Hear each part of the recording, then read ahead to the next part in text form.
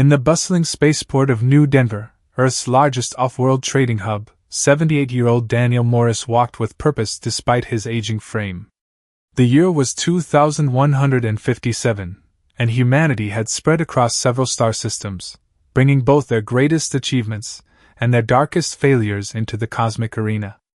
Daniel's weathered face, marked by decades of both joy and sorrow, caught the reflection of countless alien vendor stalls and the marketplace's crystalline walls. His retirement savings weighed heavily in his digital wallet, originally meant for a peaceful life in the countryside. But fate, it seemed, had other plans. As he passed the crowded market stalls, his attention was drawn to a dimly lit corner where an Aurelian merchant conducted his questionable business.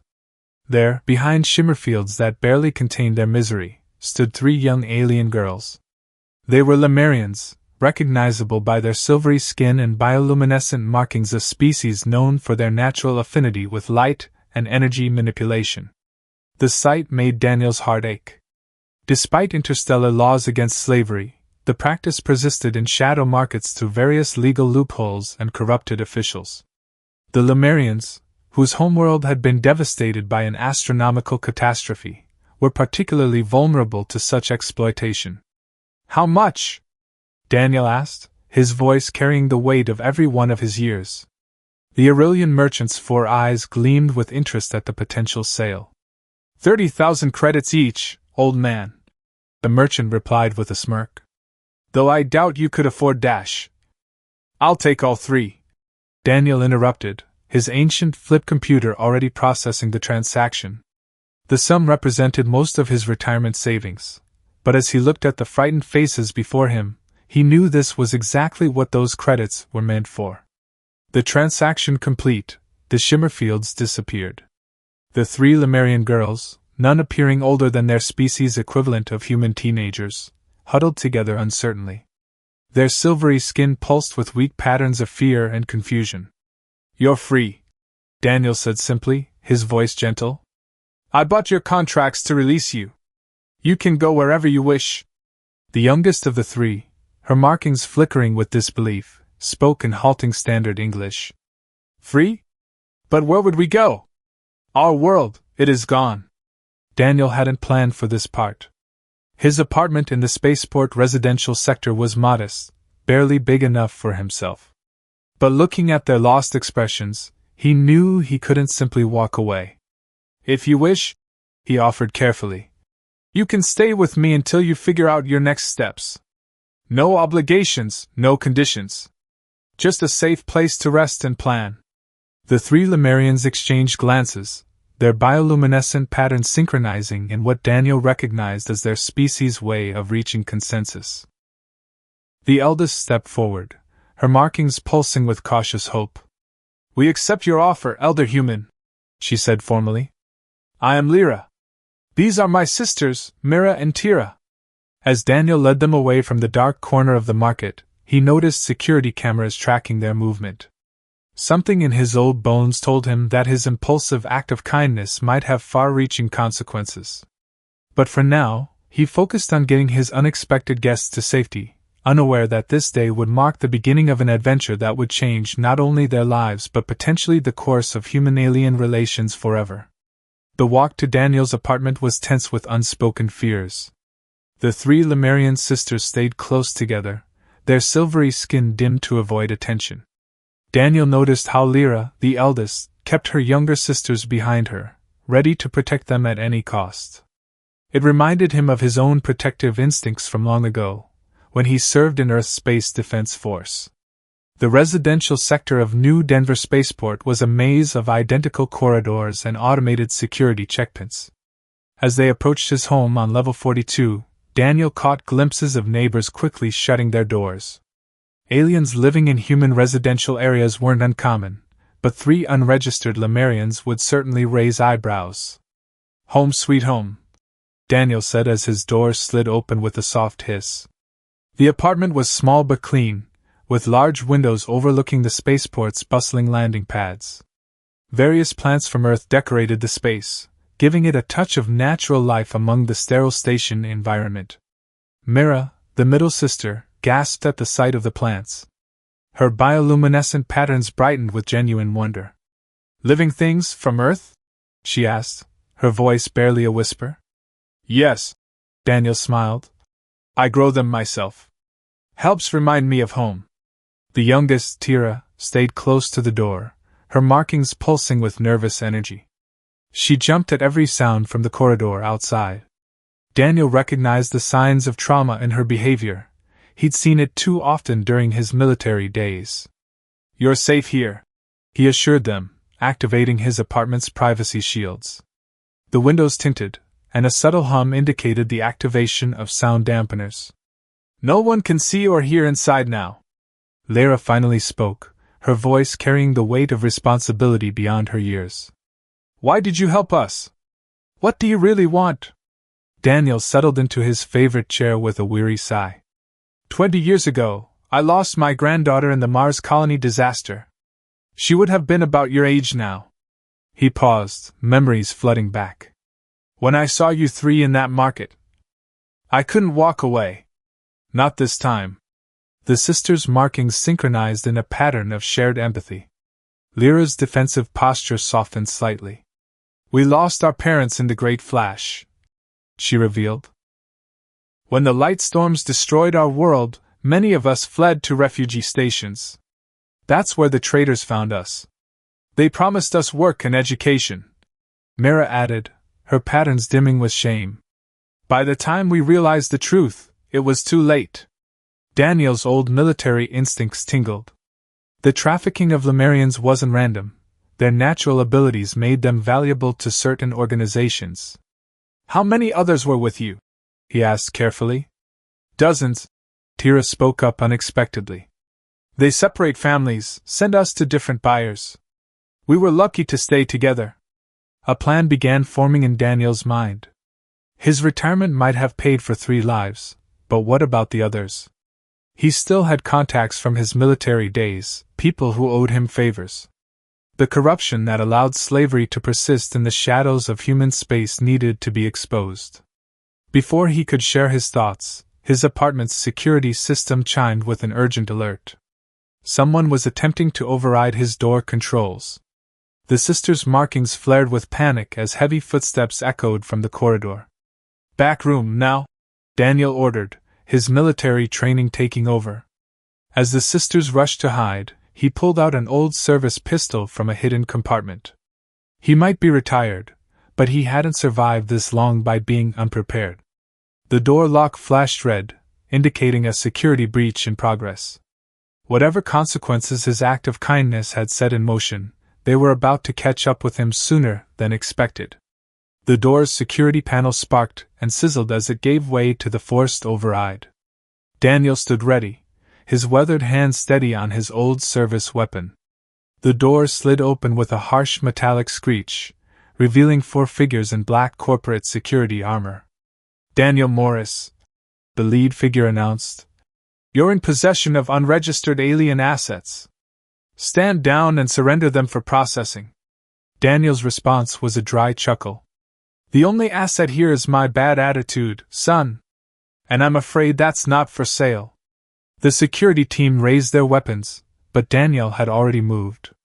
With the speed of a man half his age, he slapped the emergency panel near the door. Instantly, the apartment's atmospheric controls kicked into emergency mode. The lights cut out, plunging the room into darkness. What the security team didn't know, but Daniel remembered well from his military days, was that Lemurians could see perfectly in darkness. More importantly, they could manipulate light itself. Now, girls! Daniel shouted. From the back room, brilliant flashes of light erupted. The sisters had synchronized their natural abilities, creating a dazzling display that would have put Earth's most spectacular fireworks to shame. The security team's visors, designed to amplify light in darkness, overloaded instantly. They staggered backward, temporarily blinded. Daniel didn't waste the opportunity. He may be old, but muscle memory from decades of military training didn't fade. 2 quick shots from his pistol disabled the weapons of the nearest guards. Too much reliance on fancy tech, he muttered. They don't make soldiers like they used to. Lyra emerged from the back room, her silvery skin pulsing with defensive patterns. She raised her hands, and the remaining light in the corridor bent around them, creating the illusion that the apartment was empty. The security team, still struggling with their malfunctioning visors, found themselves shooting at shadows. "This way," Daniel called, activating a hidden panel in his apartment wall. A narrow maintenance corridor, used by cleaning droids, revealed itself. The benefits of choosing an apartment next to the station's service routes. As they hurried through the narrow passage, Mira spoke up. "They called us assets. They're not regular security, are they?" "No," Daniel replied grimly. "Those were Stellar Corp troops. The biggest private military contractor in human space. They've got their fingers in everything from mining to..." He glanced at the sisters. "Human trafficking. Not just human trafficking," Tira added quietly. "They were at the refugee station. Behind the scenes, always watching." The passage led them to a maintenance hub, a vast chamber filled with machinery that kept the spaceport running. Daniel's mind raced through possibilities. They needed help, but more importantly, they needed evidence. "Lyra," he turned to the eldest sister. "You mentioned others. Would you recognize the ships they were taken on? Flight records, anything?" Lyra's markings pulsed with recognition. "Yes. We were all processed through the same holding facility. Sector 7, they called it. We saw the ships, heard the pilots talking about routes." A plan formed in Daniel's mind. If Stellar Corp was behind the trafficking, they'd need rock-solid evidence to bring them down. His old military contacts could help, but first, they needed to survive long enough to reach them. The maintenance hub's computers caught his attention. Every ship that docked at New Denver had to register its arrival and departure. Those records would be kept here, away from the main systems where they could be more easily altered. "Girls," Daniel said, his voice taking on the tone of a man with nothing left to lose. "How would you like to help me expose the biggest corporate scandal in human space?" The sisters' markings synchronized in a pattern that needed no translation: determination. They had been victims once. Now they had a chance to be warriors. But first, they needed to get off the station. And Daniel knew just the right person to help them do that, assuming she was still flying that beat-up smuggler's ship of hers. The lower docking bays of New Denver Spaceport were where honest ships rarely ventured. Here, among the flickering lights and corroded metal walkways, Daniel led the Lemurian sisters through shadows and steam vents. Their silvery skin was now dulled to match the grime of their surroundings. "Bay 42, Daniel muttered, checking the ancient data pad he'd pulled from his pocket. "If she hasn't changed her habits in 20 years, Rose should be here." As if on cue, they rounded a corner to find a battered cargo ship. Its hull bore the scars of countless close encounters, and its registration numbers had been mysteriously scratched beyond recognition. Standing at its entry ramp was a woman in her 50s, her gray-streaked hair tied back in a practical knot, a plasma rifle held casually in her hands. "I thought you were dead, you old fool," Rose called out, her weathered face breaking into a grin. "The reports of my death were greatly exaggerated," Daniel replied with a slight smile. "Though they might become accurate if you don't help us out." Rose's eyes narrowed as she noticed the three Lemurian sisters. Her grip on the rifle tightened slightly. "Daniel Morris, please tell me you haven't dragged me into another one of your crusades." "Stellar Corp is trafficking Lemurian refugees," Daniel stated plainly. "We've got proof, but we need to get to Earth's Central Justice Department to expose it." "Stellar Corp?" Rose whispered, lowering her weapon. "You certainly don't pick small fights, do you?" She studied the sisters for a moment, then sighed heavily. "Get aboard. But this makes us even for Titan." As they hurried up the ramp, alarms began blaring throughout the docking bay. Red emergency lights cast ominous shadows across the metal walls. Stellar Corp had tracked them down. "Engine room," Rose commanded, pointing the sisters toward the back of the ship. "Your light manipulation abilities might come in handy with my old fusion drive." Lyra nodded, leading her sisters away while Daniel followed Rose to the cockpit. Through the viewscreen, they could see security forces deploying into the bay. "Just like old times," Rose muttered, her fingers dancing across the ship's controls. The engines rumbled to life, but a warning light began flashing on the console. They've got us in a docking clamp. We're locked down. In the engine room, the Lemurian sisters stood before the fusion drive, their markings pulsing in sync. The drive's radiation shielding created patterns of light and energy that seemed to call to their natural abilities. We can help. Myra's voice came through the ship's intercom. But it might damage the drive. Better a damaged drive than capture, Daniel responded. Do it. The sisters joined hands, their bioluminescence reaching unprecedented brightness. They reached out with their abilities, not just manipulating the visible light, but the very energy flowing through the ship's systems. The fusion drive began to glow with an unearthly light. In the cockpit, Rose's console lit up with warnings. Whatever they're doing, it's overloading everything. The docking clamp sensors are going haywire. Security forces had reached the ship now, their weapons trained on the hull. A commanding voice boomed through the bay's speakers. Power down immediately or we will open fire. Now would be good. Rose shouted toward the engine room. The sisters released their combined power into the ship's systems. For a moment, every light in the docking bay went dark. Then, with a massive surge of energy, the ship's systems reset. The docking clamp, its computers confused by the power fluctuation, released its hold. Rose didn't waste a second. The ship rocketed forward, barely clearing the bay doors as they began to close. Behind them, New Denver Spaceport grew smaller against the star-filled backdrop of space. We've got company, Daniel noted, watching multiple pursuit ships launching from the station. And I'm betting they're not here to wish us bon voyage. Rose's hands tightened on the controls, a fierce grin spreading across her face. Then it's a good thing I know every smuggler's route in this sector. Hold on to something, everyone. This is going to get interesting. Rose's ship darted between asteroid fields and debris zones, her decades of smuggling experience evident in every maneuver. The Stellar Corp pursuit ships were faster and better armed, but they couldn't match her intimate knowledge of the sector's hidden paths. How's the engine holding up? Daniel called through the intercom to the sisters in the engine room.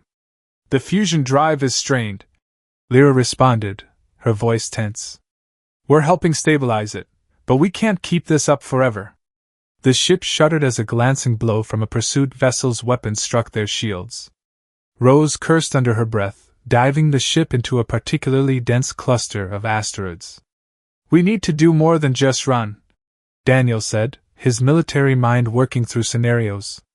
The evidence we have needs to reach Earth, with or without us. Tira's voice suddenly came through the intercom, excited despite their situation. The light! We could use the light! What do you mean? Rose asked, narrowly avoiding another weapons blast. Our people, Tira explained. Before the Great Flash destroyed our world, we used light to send messages across vast distances. If we could access your communication array. Daniel's eyes lit up with understanding. The quantum communication array. Rose, you still have one? Illegal but functional, Rose confirmed, gesturing to a panel of equipment. Though it's short range. We'd need a relay station to reach Earth. Another hit rocked the ship. The shields were weakening. Through the viewscreen, they could see more Stellar Corp ships joining the pursuit. Time was running out. There's a deep space relay station in the Kuiper Belt, Daniel remembered. Automated, minimal security. If we can get close enough, we can send the evidence through light itself, Mira added. They won't be able to stop it or trace it. Rose nodded grimly, adjusting their course. The Kuiper Belt station it is. But those Corp ships will be on us the whole way. In the engine room, the three sisters gathered around the fusion drive. Their combined powers had kept it running despite the damage, but now they prepared for something more ambitious.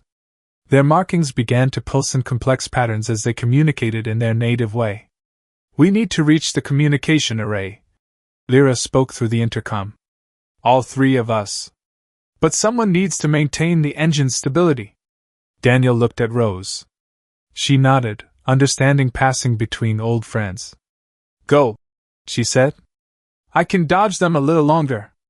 Making his way to the engine room, Daniel found the sisters preparing to leave. I'll watch the drive, he told them. Do what you need to do. The sisters rushed to the ship's communication room, their silvery skin glowing brighter with purpose. They had spent their lives hiding their abilities, dampening their light to avoid attention. Now, finally, they would shine at their full potential. Through the ship's windows, they could see the Kuiper Belt station growing larger. But so was the fleet of pursuit ships. Weapons fire intensified, each hit bringing their shields closer to failure. Whatever you're going to do, Rose's voice crackled through the speakers. Do it fast. We've got about 3 minutes before they blow us out of space. The sisters joined hands around the quantum communication array. Their markings synchronized, creating patterns of light that seemed to bend reality itself. The array began to glow with their energy, transforming from a simple communication device into something that bridged the gap between human technology and Lemurian power. Ready, Lyra announced, her voice carrying the strength of her people. All the evidence, the ship records, the refugee station data, everything we saw, we can send it all. But what? Daniel asked, struggling to keep the fusion drive stable. The power required, it might burn out more than just the communication array. The whole ship could lose power. Rose's laugh carried through the speakers. Well, if we're going down anyway, might as well go down shining. The moment of truth arrived with the flash of warning lights across Rose's ship. Stellar Corp vessels had them surrounded, their weapons locked on target. The Kuiper Belt relay station loomed ahead, their last hope for exposing the truth. Shields at 12%, Rose announced, her voice steady despite their dire situation. One more direct hit and we're done. In the communication room, the 3 Lemurian sisters stood in a triangle around the quantum array, their hands linked, their silvery skin glowing with an intensity that made the room's lighting seem dim in comparison. Years of hiding their true potential were about to end. Daniel, Lyra called out, her voice carrying a new strength. We need more power to the array. In the engine room, Daniel's weathered hands moved across the fusion drive's controls. Diverting everything we can spare. Rose, we'll be running on emergency power. Better than running on nothing, Rose replied, executing another evasive maneuver. Through the viewscreen, they could see the massive forms of Stellar Corp's flagship vessels moving to block their path to the relay station. A voice crackled through their communications system. This is your final warning. Power down and prepare to be boarded, or we will open fire. The sisters' markings pulsed in perfect synchronization. The quantum array began to hum with energy as they channeled their power into it. The ship's lights flickered, and the artificial gravity wavered. Now or never, Daniel called out. Rose? Plotting final approach, Rose confirmed, her hands dancing across the controls. Hold on to something. The ship surged forward, diving between the corporate vessels. Enemy fire filled space around them, but Rose's skilled piloting kept them just ahead of total destruction. The relay station grew larger in their view, its automated systems already detecting their approach. In the communication room, the sisters began to glow so brightly that the metal walls reflected their light like mirrors. Their natural ability to manipulate light and energy had never been pushed to such limits. The evidence is ready, Lyra announced, her voice strained. Everything we gathered about the trafficking operations, the corrupt officials, the refugee exploitation, all of it. 60 seconds to optimal transmission range, Rose reported. But their flagship is charging weapons. This shot will finish us. Daniel made his way to the communication room, staggering as the ship shuddered under near misses.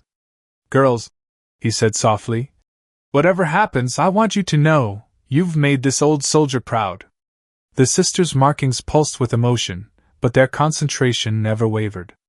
The quantum array was now pulsing with their combined power, ready to send the truth across the solar system in a way that couldn't be stopped or traced. 30 seconds, Rose called out. Corporate flagship is in firing position. Everyone ready? Daniel asked, looking at each face in turn, Rose's determined grin, the sisters' glowing forms, all of them united in this moment. Now! Lyra shouted. The sisters released their power into the array. The ship's systems overloaded instantly, plunging them into darkness. But through the windows, they could see their message riding on waves of light, carrying the truth to every corner of human space. The corporate flagship fired, but in that same moment, the relay station's systems picked up the sisters' transmission. Emergency broadcasts began flooding every communication channel in the system. The truth about Stellar Corp's operations, transmitted through Lemurian light manipulation, was impossible to stop or censor. The flagship's shot never reached them. Other ships were arriving, Earth Defense Force vessels, responding to the emergency broadcast. The corporate ships began to retreat, their commanders already realizing the game was up. In the darkness of Rose's powerless ship, Daniel looked at the three sisters he'd rescued what felt like a lifetime ago. Their markings were dim now, exhausted from the effort, but there was no more fear in their patterns. "What happens now?" Tira asked softly. Daniel smiled, watching Earth Defense Force ships surround them, preparing for rescue operations. Now we make sure no one else has to go through what you did. And then," he looked at each of them in turn, "then we find a way to help your people rebuild." The sisters' markings brightened slightly, showing a pattern that Daniel had learned to recognize: hope. Sometimes, he reflected, the greatest light comes after the darkest moments. And sometimes, it takes an old man's simple act of kindness to change the course of history.